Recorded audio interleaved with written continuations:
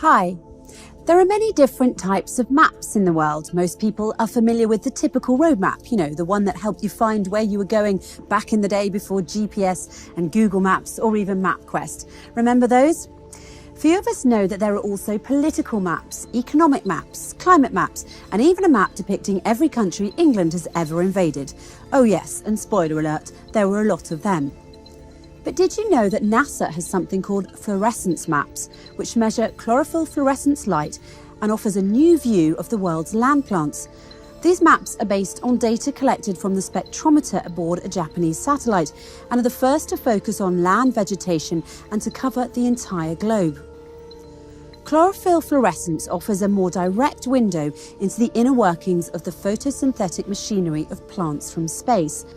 With chlorophyll fluorescence, we should be able to tell immediately if plants are under environmental stress before outward signs of browning or yellowing of leaves become visible.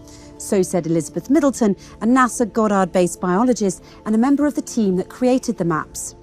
Joanna Joyner of the NASA Goddard Space Flight Center says humans can't see this light. Our eyes just aren't that sensitive. To see the light that's emitted from plants all over the world, we have to use scientific instruments that are placed on satellites.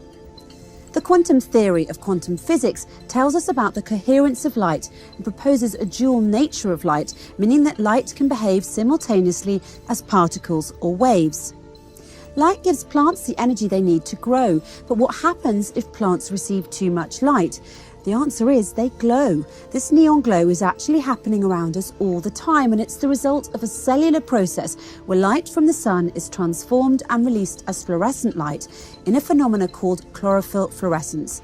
The light exits the plant cell and is released into the atmosphere, which is why NASA stated that their satellite instruments have given climate researchers an unexpected global view from space of a fluorescent glow from land chlorophyll. But would you believe me if I told you that bottle of olive oil on your kitchen counter also gives off a fluorescent glow that can be seen in space in much the same way as planet Earth glows? Or would you maybe start to question my IQ? It's not bad, by the way.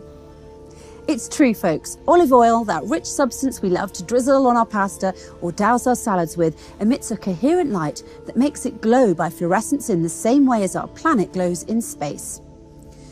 Olive oil is unique among the majority of oils in that it is a product of a fruit rather than a seed.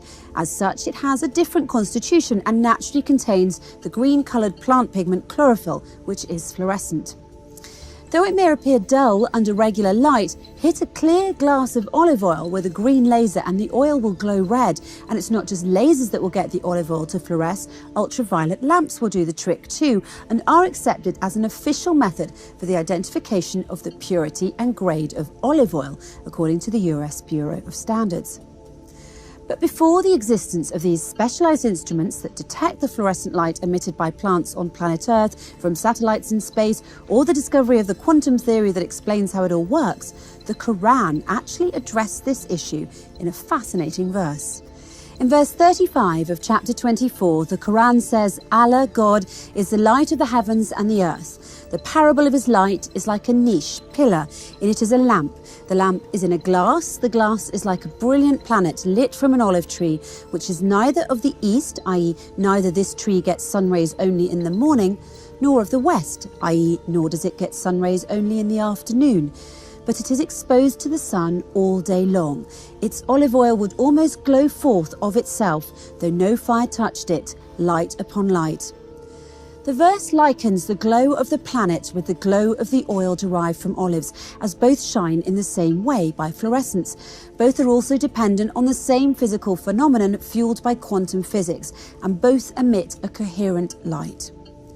Coherence is one of the most important concepts in quantum physics and is strongly related to the ability of light to exhibit interference effects. A light field is called coherent, like the light from lasers, when there is a fixed phase relationship between the electric field values at different locations or at different times. Coherent light waves are waves with a constant phase difference. They will have the same frequency and wavelength. When two waves meet, they will interfere and superpose. This is called the quantum principle of superposition, and it's at the heart of quantum mechanics. If you look in the dictionary, the word superposition technically means one upon another. So when God says light upon light in the verse I mentioned just now, he's referring to superposition of light waves, one upon another. The fact that the Quran states that olive oil glows is in and of itself a miracle, as lasers and ultraviolet lamps now used to detect such a glow did not exist back then in any way, shape or form. Although planet is defined as a body that orbits a star, in our case the sun, and produces no light of its own, and although olive oil is dull under regular light, not only did the Quran inform us that they both glow on their own, but the Quran also asserts that they glow in a similar manner. What's more, the Quran refers to it as light upon light, long before the existence of the quantum theory of coherence, which now confirms the superposition of light waves. So the question remains, how could the Quran have known to use such a comprehensive analogy 1400 years ago? Was the Prophet Muhammad a quantum physicist? The answer could only be that the Prophet Muhammad had received divine revelation from God, the creator and originator of the universe.